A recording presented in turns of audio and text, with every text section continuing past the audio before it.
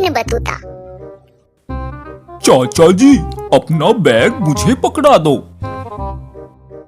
नहीं साबू, इस बैग में मेरी बहुत जरूरी चीजें हैं। उसी समय वहीं खड़े रहो। क्यों बे, चाचा जी की तौहीन करता है? अभी मजा चखाता हूँ। नहीं साबू, इसके लिबास से लगता है कि ये किसी दूसरे मुल्क से आया है, अतः ये हमारा मेहमान है। मेहमान को पीटते नहीं।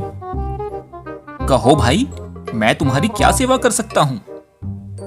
तुम्हें इसी वक्त सऊदी अरब के शेख इब्न बतूता के सामने पेश होना है। चलो चलते हैं। चाचा चौधरी और साबू सऊदी अरब को चल दिए। शेख इब्न बतूता। चाचा साहब, हमको बहुत खतरनाक बीमारी हो गया है। हम जब भी गुलाब का फूल सूंघता है, नाक में जोर का खुजली होता है। बड़े बड़े हकीमों डॉक्टरों से इलाज करवाया, पर कोई फायदा नहीं हुआ। तभी हम तुमको पकड़कर बुलवाया। चाचा चौधरी अपने बैग से एक शीशी निकालता है। शेख साहब, जरा इसे सूंघिए। और सूंघते ही अच्छी! ये देखिए, आपकी नाक में मधुमक्खी घुसी बैठी थी। रस चूसने के लिए मधुमक्खी फूल में बैठी रहती है। जब आप फूल सूंघते हैं तो वो आपकी नाक में घुस जाती है। यही खुजली का राज है।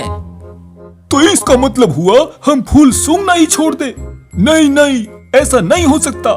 ये हमारा अजीज शौक है। आप फूल सूंघिए, लेकिन यह जो मैं देता हूँ, वाह क्या खुशबू है इस फूल की, और मुझे खुजली भी नहीं हुई। दरबान, चाचा साहब को लाख मोहरे दे दो। मैं इतनी दौलत का क्या करूंगा? यदि कुछ देना ही है तो एक कनस्तर मिट्टी का तेल दे दो, स्टोव जलाने के काम आएगा। हा हा हा, हम पूरी पाइपलाइन तुम्हारे घर की तरफ मोड़ देता। चाचा जी, आपके फूल पर मधुमक्खी क्यों नहीं बैठी? क्योंकि वह कागज का था। पर उस फूल में खुशबू कहां से आई? मैंने उस पर इत्र छिड़क दिया था।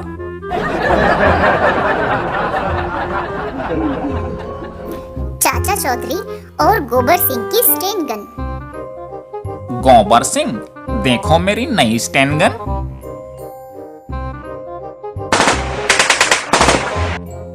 देखा उस दीवार का क्या हाल किया है? यह स्टेन गन एक साथ 50 गोलियां दागती है। इसे लो और चाचा चौधरी को लड़ाई के लिए ललकारो। अगर वो हार मान जाए तो ठीक है, नहीं तो 50 गोलियां एक साथ उसके पेट में उड़ेल दो। ये लो 50 कारतूस। वाह धमाका सिंह, ये बहुत लाजवाब चीज है। चाचा चौधरी, साबू, मैं तुम दोनों को मुकाबले के लिए चैलेंज करता हूँ। या तो हार कबूल करो, या इस 50 गोलियां एक साथ दागने वाली स्टेन गन का प्रहार सहने को तैयार हो जाओ। वो आ गया गीदड़। गोबर सिंह, ऐसे खिलौने हमने बच्चों के हाथों में बहुत देखे हैं। चौधरी, ये खिलौना नहीं, असली स्टेन गन है। इसका प्रहार देखना चाहते हो? देखो।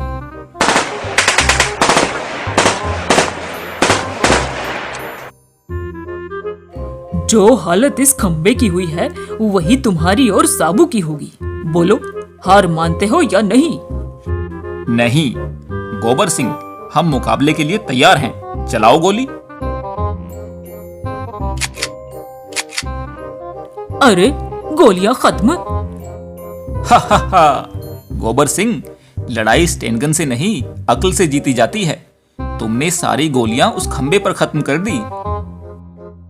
साबू, गोबर सिंह को घर का रास्ता दिखा दो। नहीं, मुझे छोड़ दो।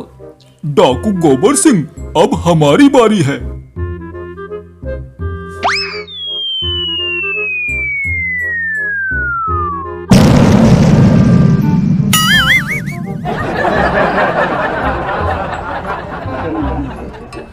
चाचा चौधरी और चोरी गया हीरा।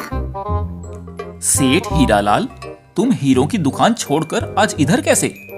चाचा जी, बड़ी मुसीबत में हूँ। एक ग्राहक मुझे 4 लाख रुपए का एक हीरा तराशने को दे गया था। क्या वह तुमने तराशा नहीं? बहुत बढ़िया तराशा, पर रात को कोई चोर उसे उड़ा ले गया। अगर कल तक वो हीरा मुझे ना मिला तो वह ग्राहक मेरा दिवाला निकाल देगा। वह चोर हीरा लेकर कहाँ गया होगा? क्या पता, इतना बड़ा शहर है।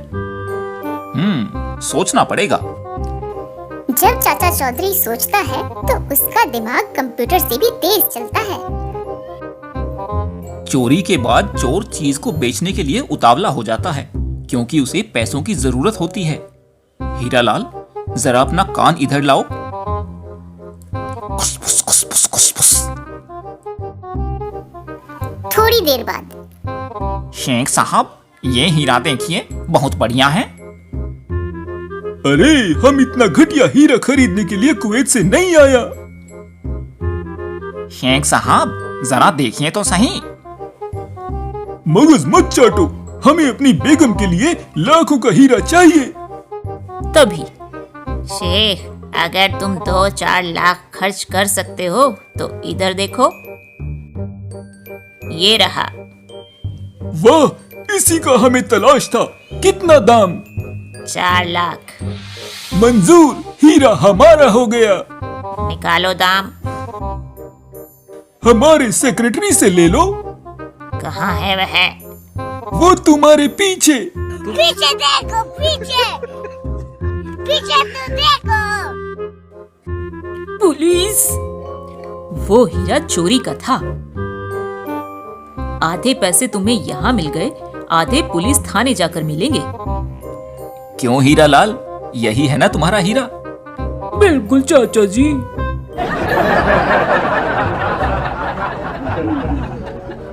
चाचा चौधरी और चाची ने स्वेटर बुना।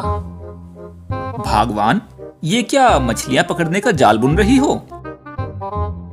नहीं, साबू के लिए स्वेटर। फिर तो इसमें काफी ऊन लग गई होगी। पूरे 200 पौंड ऊन लगी है और इस स्वेटर को बुनने में 1 साल लग गया। चाची, क्या मेरा स्वेटर तैयार है? हाँ, लो पहन कर देख लो। चाची, इसका गला जरा तंग है। ओह, ये स्वेटर तो मेरे सिर में फंस गया है। साबू, स्वेटर उतार दो, मैं इसका गला खुला कर दूंगी। उफ, ये तो न नीचे होता है ना ऊपर। साबू, स्वेटर का एक सिरा इस हुक में अड़ा दो और दूसरी तरफ से जोर लगाकर खींचो, स्वेटर उतर जाएगा। लो, मैंने हुक में स्वेटर अड़ा दिया। खींचो। मैं अपनी तरफ खींच रहा हूँ। सत्यानाश, तुमने मेरी साल भर की मेहनत पर पानी फेर दिया, सारा स्वेटर उधेड़ कर रख दिया।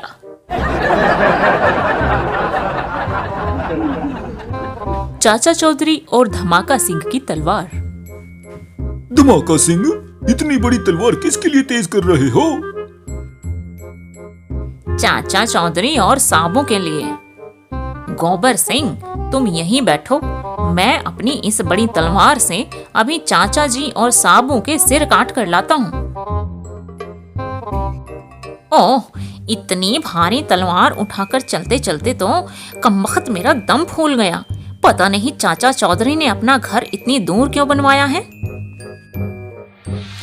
चाचा चौधरी, उफ, साबू, उफ, मरने के लिए तैयार हो जाओ।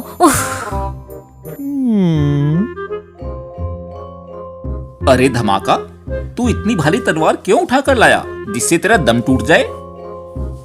ताकि एक ही बार से तुम दोनों के सिर कलम कर दूं। ठीक है, उठाओ तलवार, हमारे सर हाजिर हैं।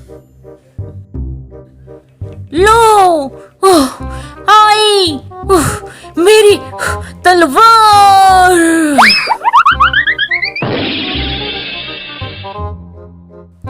जाओ, इस तलवार को थोड़ा छोटा करके लाओ ताकि तुम आसानी से उठाकर वार कर सको। अब तो मुझ में इतना दम नहीं कि मैं वापस जा सकूं। साबू, जरा धमाके को वापस पहुंचा दो।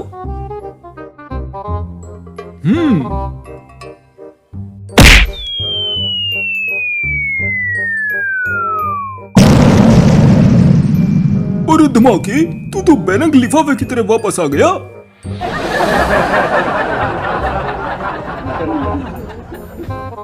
चाचा चौधरी और मूर्ति। मेरी यह मूर्ति दुनिया की सर्वश्रेष्ठ मूर्तियों में गिनी जाएगी। पलासी, छैनी दास ने सचमुच ये मूर्ति लाजवाब बनाई है। खलासी, अगर हम यह मूर्ति इस मुल्क से निकाल कर किसी दूसरे मुल्क में ले जाकर बेचे तो लाखों कमा सकते हैं। पलासी, तू बिल्कुल सही कहता है। आओ, वह मूर्ति हथियाने का ये अच्छा मौका है। बुड्ढे, एक तरफ हट जा, हम ये मूर्ति ले जाएंगे। ओ, मेरी यह मूर्ति कई वर्षों की मेहनत है। अरे जा बुड्ढे।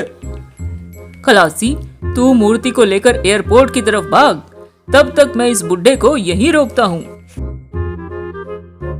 ओ मेरी मूर्ति, मेरी मूर्ति। साबू, उस मकान की छत पर मुझे कोई गड़बड़ लगती है। चाचा जी, इसका साथी मेरी मूर्ति लेकर एयरपोर्ट की तरफ भाग गया है, उसे रोको। अगर किसी ने एयरपोर्ट की तरफ कदम बढ़ाया तो मैं उसे गोली मार दूंगा। अरे भाई, तुम्हारे साथी को रोकने हम नहीं, तुम ही जाओगे। मैं अपने साथी को रोकने जाऊंगा? वो कैसे? अभी देखना। साबू, दायां। अगर तुम आगे बढ़े तो मैं तुम्हारी खोपड़ी उड़ा दूंगा।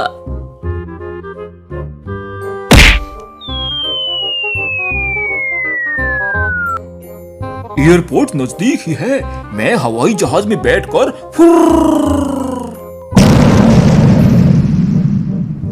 छैनीदास, अपनी मूर्ति उठा लो।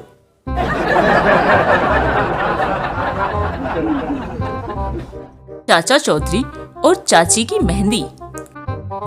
चाचा जी, मेरा सिर चकरा रहा है, पसीना छूट रहा है और दिल घबरा रहा है। ओ, मेरी साबू को पता नहीं क्या हो गया है।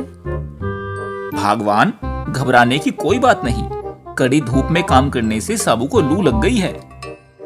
चाचा चौधरी का दिमाग कंप्यूटर से भी तेज चलता है। मेहंदी घोलकर साबू को दो, इसका वो सिर पर लेप करेगा, इससे सिर में ठंडक पहुंचेगी। और बादाम का शरबत घोलकर उसे दो, पीने से दिमाग में तरावट आएगी और दिल की घबराहट दूर होगी। मैं अभी ये दोनों चीजें बना कर लाती हूँ और तुम्हें आवाज देती हूँ। आओ साबू, तब तक हम उस पेड़ की छाया में बैठें। फड़कू, मैंने अभी सुना कि चाचा चौधरी ने चाची को बादाम का शरबत बनाने का आदेश दिया है। दड़कू, लेकिन उसे पीने तो अंदर कैसे जाएगा? वह पीछे की दीवार का रोशनदान जो है, उसके पास खड़ा हो जाता हूँ और मौका मिलते ही अंदर कूद जाऊंगा। अरे दड़कू, मैं मर गया, तेरा भार बहुत है। यह तो हो गया, अब साबू को बुला लाऊं। यही मौका है अंदर कूदने का।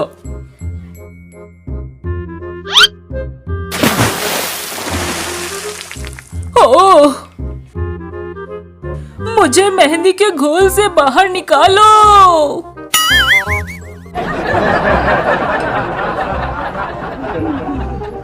चाचा चौधरी, नारियल और नस्वार।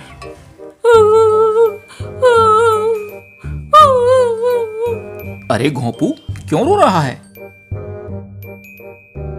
मुझे एक नारियल चाहिए। अरे, ये कौन सी मुश्किल बात है? एक पत्थर मार, नारियल पेड़ से झड़कर नीचे आ जाएगा। पत्थर तो मैंने कई मारे, पर नारियल को लगा एक भी नहीं। तब तो कोई दूसरी तरकीब सोचनी पड़ेगी। लो, वह साबू आ गया। वह काफी लंबा है। वह पेड़ से तोड़कर नारियल तुम्हें दे देगा। चाचा जी, वहां तक तो मेरा भी हाथ नहीं पहुंच रहा। तो फिर थोड़ी सी ये नस्वार सूंघ लो। चाचा जी, आप क्या समझते हैं, ये नस्वार सूंघने से मेरा हाथ नारियल तक पहुंच जाएगा? अरे तुम इसे सूंघ तो लो। चाचा चौधरी का दिमाग कंप्यूटर से भी तेज चलता है। लो, तुम कहते हो तो सूंघ लेता हूँ। अच्छी। लो घोंपू, जितने नारियल चाहिए ले लो।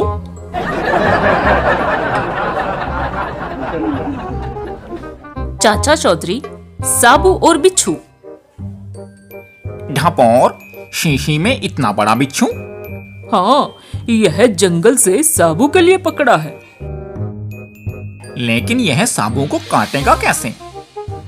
मैंने उस लंबू के लिए यह स्पेशल चारपाई बनवाई है। मैं इस चारपाई के नीचे बिच्छू वाली शीशी लेकर बैठ जाऊंगा।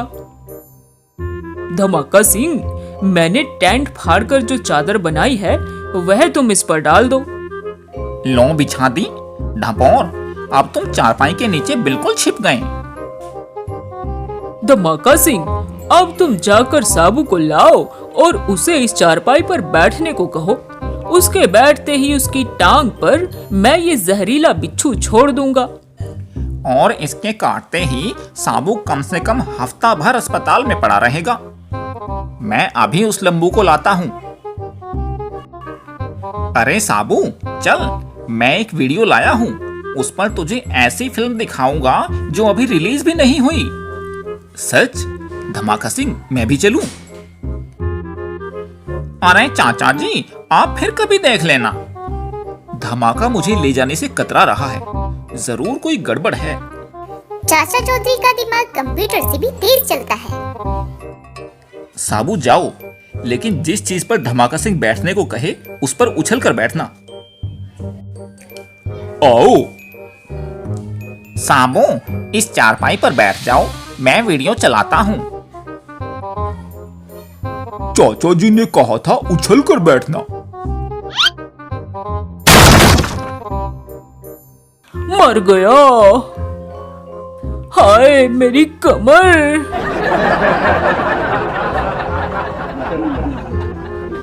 चाचा चौधरी और धमाका सिंह का प्लान। सरदार गोबर सिंह, एक खुशखबरी लाया हूँ। क्या धमाका सिंह? मैंने अभी अभी चाचा चौधरी को समुद्र के किनारे बैठे देखा है। पर धमाका सिंह, समस्या ये है कि उसे मारा कैसे जाए? इस तलवार से। चाचा चौधरी वहां बेखबर बैठा समुद्र की लहरों का नजारा ले रहा है। तुम जाओ और पीछे से तलवार का एक ऐसा हाथ मारो कि धड़ सिर से अलग हो जाए। सरदार, आओ मेरे साथ, आज हमारी कामयाबी का दिन है। वो देखो, चाचा चौधरी बैठा है। तुम पीछे से जाओ और एक ही वार में उसका काम तमाम कर दो। वाह धमाका, तू सचमुच लाजवाब आदमी है।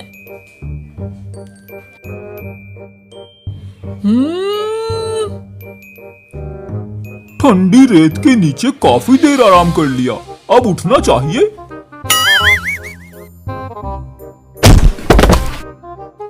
भागो।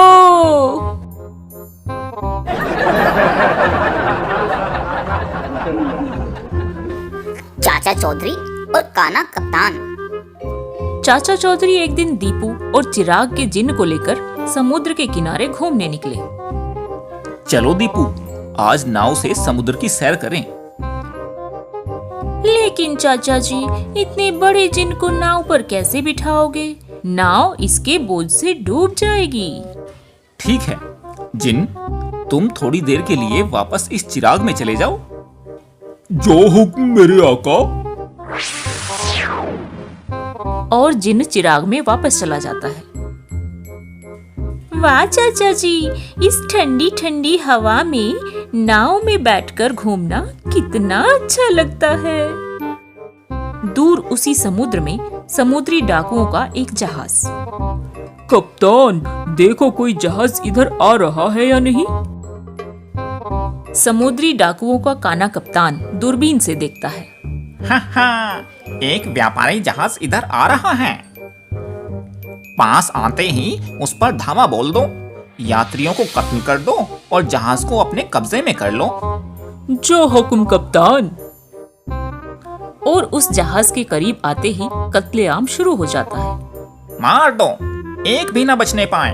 ओह, सारे मर गए। काफी माल हाथ लगा है, हम तीनों माला माल हो जाएंगे। अब उम्र भर कमाने की हमें जरूरत नहीं। कप्तान, देखो एक नाव। उस पर बैठे लोगों ने हमें कत्लेआम करते देख लिया है। यदि उन्होंने पुलिस को सूचना दे दी तो? ठीक है, उनको पकड़कर यहाँ लाओ। नाव रोको और चुपचाप हमारे साथ चलो, नहीं तो दोनों को यहीं समुद्र में डुबो दूंगा। दोनों को कप्तान के पास लाया जाता है। अरे, ये दोनों सचमुच खतरनाक आदमी लगते हैं। इन्हें मारना ही अच्छा है। तैयार हो जाओ मरने के लिए। तभी चाचा चौधरी अपनी जादुई चिराग को रगड़ता है। हो हा हा हा। और जिन्न वापस प्रकट होता है। बाप रे, भागो! भागकर कहाँ जाओगे? जिन्न डाकुओं को मुट्ठी में पकड़ लेता है। हमें छोड़ दो। हमें छोड़ दो। जब तक मेरे मालिक नहीं कहेंगे मैं तुमको छोड़ नहीं सकता। हम इन्हें छोड़ेंगे जरूर, परंतु पुलिस स्टेशन ले जाकर।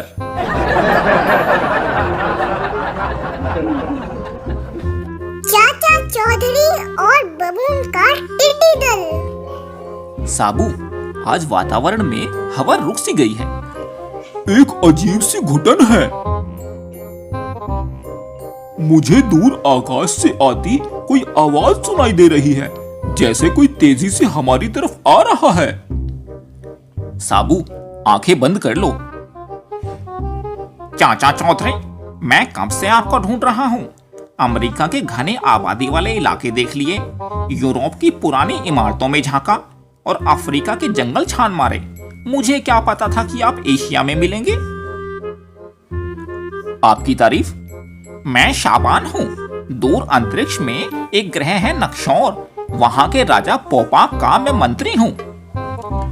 हमारी जनता के सामने अनाज का संकट है, लोग भूखे मर रहे हैं, इसलिए मेरे राजा ने परामर्श के लिए आपको बुलाया है।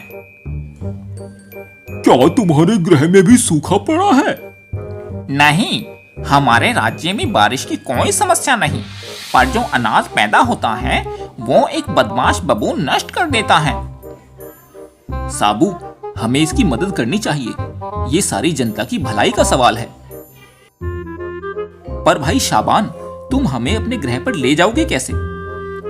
मेरी टोपी से जो रोशनी की किरणें निकलती हैं, वे तुम्हारी वाहक होंगी। ठीक है, तुम हमें अपने नक्शोर ग्रह में राजा पोपाक के पास ले चलो। एक तेज रोशनी की किरण निकलती है जो साबू और चाचा चौधरी को अपने में समेट लेती है।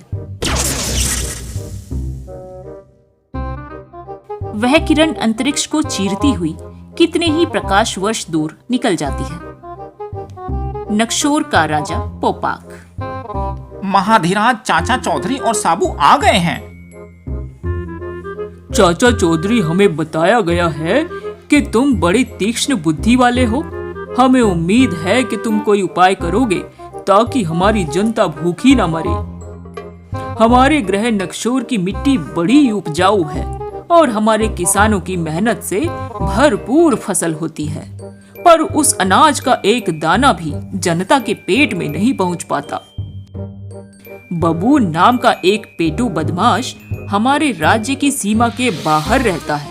वह निठल्ला सारा दिन पड़ा पड़ा ऊँघता रहता है। जब उसे भूख लगती है तो वह अपना मुंह खोल देता है।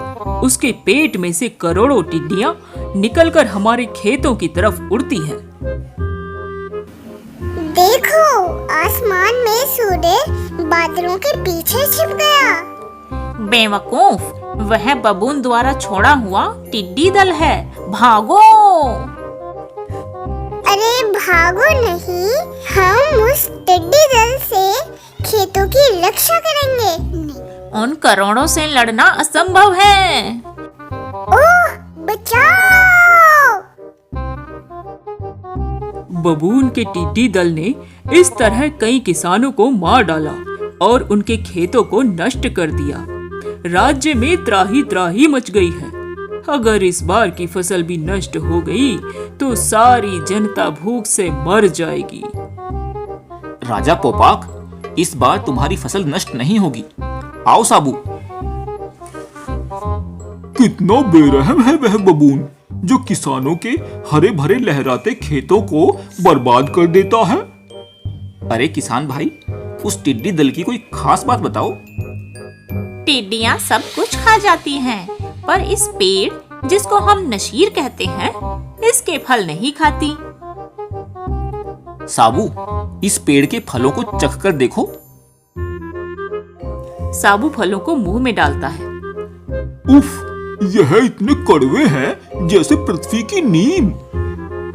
बस हल निकल आया। इस नशीर पेड़ के कड़वे फलों और पत्तियों से इंसेक्टिसाइड अर्थात टिड्डी नाशक तेल बन सकता है। साबू नशीर पेड़ के फलों और पत्तों को एक बड़े टब में निचोड़ता है। हमें एक बड़ा स्प्रेयर चाहिए। हमारे कारीगरों से बना देंगे। बबून की आंखें खुलती हैं और करोड़ों टिड्डियां उसके मुंह से निकलती हैं। टिड्डी दल! फिक्र ना करो साबू, स्प्रेयर संभालो, मैं पंप मारता हूँ। अचानक टिड्डी नाशक स्प्रे से हमलावर दल घबरा उठता है।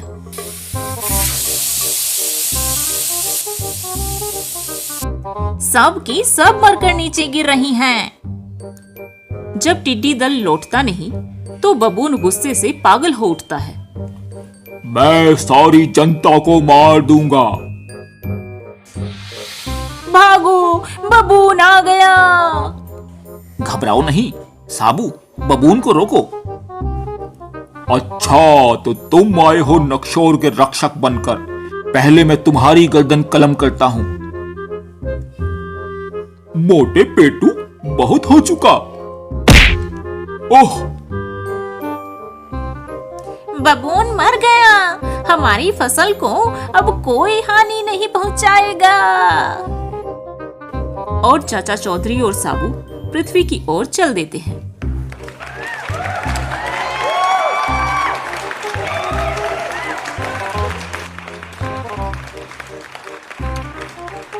चाचा चौधरी और पानी पर चलने वाला आदमी। स्टेडियम दर्शकों से खचाखच भरा है। उन्हें इंतजार है रुस्तम का, जो पानी पर चलने वाला संसार का पहला आदमी है। और रुस्तम के आते ही लोगों में खुशी की लहर दौड़ जाती है। रुस्तम जादूगर है। रुस्तम फरिश्ता है। रुस्तम जिंदाबाद। भाइयों, अब मैं आपको वह पानी पर चलने वाला करिश्मा दिखाऊंगा जिसके लिए आपने पैसे खर्च किए हैं। वाह, कमाल है। पानी पर आज तक कोई ऐसे नहीं चला। चाचा जी, आज मैंने एक आश्चर्यजनक खेल देखा। पानी पर चलता हुआ इंसान। टिंगू मास्टर, लग रहा है तुम्हारा दिमाग फिर गया है। हो सकता है, पर मेरे साथ जिन हजारों लोगों ने रुस्तम को पानी पर चलते देखा, उनका दिमाग तो नहीं फिरा था। अच्छी बात है, कल का शो हम भी देखने जाएंगे। वह रुस्तम जरूर लोगों को बेवकूफ बनाकर पैसा ऐंठ रहा है। चाचा चौधरी का दिमाग कंप्यूटर से भी तेज चलता है। दूसरे दिन चाचा चौधरी सवेरे ही सवेरे उस पुल पर जा पहुंचा। लोग पानी के ऊपर देखते हैं, नीचे नहीं। रहस्य पानी के नीचे छुपा है। चाचा चौधरी पानी के अंदर गोता लगाता है। अच्छा, तो यह राज है। हवा से भरे रबड़ के ब्लॉक।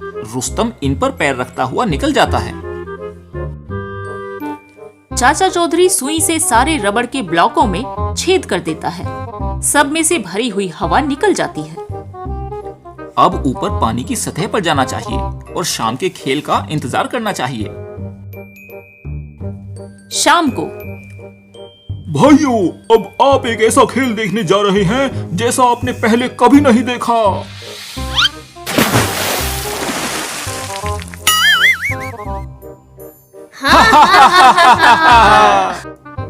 सचमुच ऐसा खेल पहले कभी नहीं देखा। अब वह किसी को कभी बेवकूफ नहीं बनाएगा।